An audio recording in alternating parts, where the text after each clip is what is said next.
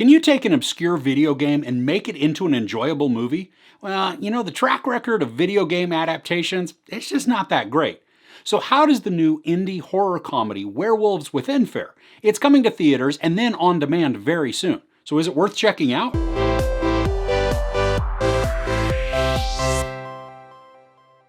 After a proposed pipeline creates divisions within the small town of Beaverfield and a snowstorm traps its residents together inside the local inn, newly arrived forest ranger Finn and postal worker Cecily must try to keep the peace and uncover the truth behind a mysterious creature that has begun terrorizing the community. Now, I've got a new munchie to tell you about, so if you're interested, stick around to the very end. I've never played the video game Werewolves Within, but from what I've seen, it looks to be a lot like other social deduction games where you have one villain and then the rest of the players have to guess who the bad guy is. It also looks to be similar to games like One Night Ultimate Werewolf, Bang, or maybe even The Resistance. The movie certainly has an indie feel to it. Some of the quirkiness also reminds me of the other werewolf-themed indie movie that came out last year called The Wolf of Snow Hollow.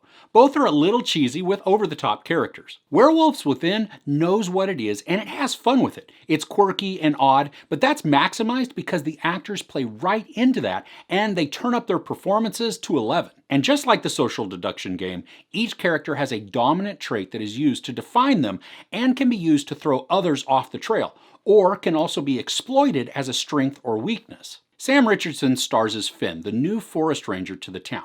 He's wildly nice and he's overly kind. He feels like he could be the first one to go in an attack because he appears meek. Milana Vaintrub plays Cecily, the postal worker who acts as sort of Finn's guide when he first arrives. She helps to introduce us also to the town and the players. The other characters bring many different interesting personality facets to the table. We have the introverted veterinarian, the in-your-face neighbor and her husband, the unusually crass mechanic and her perpetually stoned and moronic boyfriend. Then we have the business mogul trying to put in the oil pipeline who's more interested in profit than people, the B&B owner who everyone seems to walk all over, there's the power couple who are the richest in the town, and finally there's the crusty hermit that doesn't trust anybody and he lives off the grid to avoid any governmental interference. This motley crew works really well together as each personality comes forward to the extreme during the conflict just to cause some really good laughs. So while this is a lot of fun and it made me laugh and chuckle out loud throughout, the movie itself, it is pretty obvious.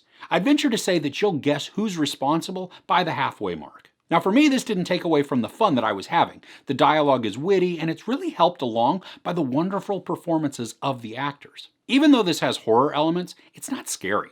Sure, there are some gory moments to it and some scenes play up the suspense, but this is decidedly a comedy first with horror elements rather than the reverse. The whole thing is campy, but in a good way.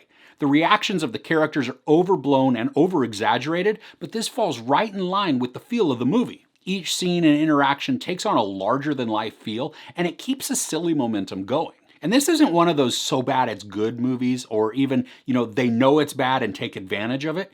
This is done well and acted appropriately. It's just that the movie knows it's not an epic tale of majesty and opulence, and it's totally okay with that. The special effects work to varying degrees, but luckily it's mostly practical effects, so they do get bonus points for that. There are moments where snow is supposedly falling, and at those times, it's easy to tell that the effect is computer generated. Sometimes the action is a bit cramped for me. I'd prefer to have a bit more visible reference for some of what's going on in a scene.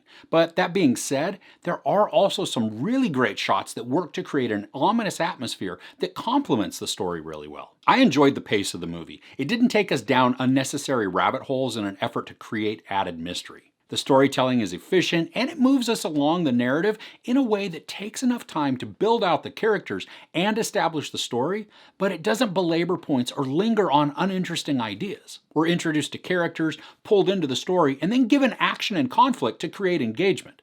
Then the story gives us the payoff and we're good to go. It's only 97 minutes and I never felt the time, but I also never felt rushed. At the end, I wasn't hoping that there would have been more exposition, and I also didn't feel like some scenes should be cut to speed it up. I'm not sure I'd be happy paying to take my family to see this in the theater, even though we had a great time watching it.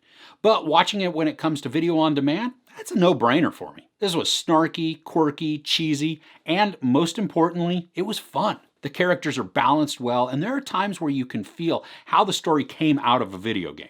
which I don't count that as a negative at all. The sequences fall right in line with the social deduction game, and the characters' timing with the dialogue works to create tension without losing the snark. And this means they've captured the source well and then made it something enjoyable and engaging.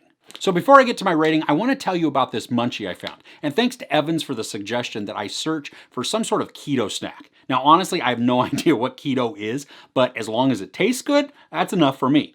Now these are Enlightened Keto cookie dough bites, and they're the chocolate chip variety, and they're supposed to be eaten cold. You're just supposed to keep them frozen. They have a different taste and texture to me, and I think I taste more brown sugar than anything, which is kind of interesting since there isn't any brown sugar in them. Personally, I could also use more chocolate chips in each bite. Now these bites are pretty tiny, so it's not like there can be a handful of chocolate chips in each one. And the texture is somewhere between a gluten-free cookie that's pretty gritty and a Toll House chocolate chip cookie dough where they're really creamy. This isn't gritty, but it's not smooth and creamy either. Now we got these at Sprouts, so I'm not sure how accessible they are to buy for everybody, but if you're doing the keto thing and you're looking for a sweeter snack, these might be a good choice. For me though, I'm gonna stick with the Toll House cookie dough. Okay, so back to my rating. There's no sexual nudity, a ton of profanity, and a lot of violence. I give Werewolves Within 4 out of 5 couches. So what's a good horror comedy you've seen? Let me know your recommendation in the comments below. If you enjoyed this review, please give it a like. Also, don't forget to share and subscribe. I'm Chris. This is Movies and Munchies. Thanks for couching with me.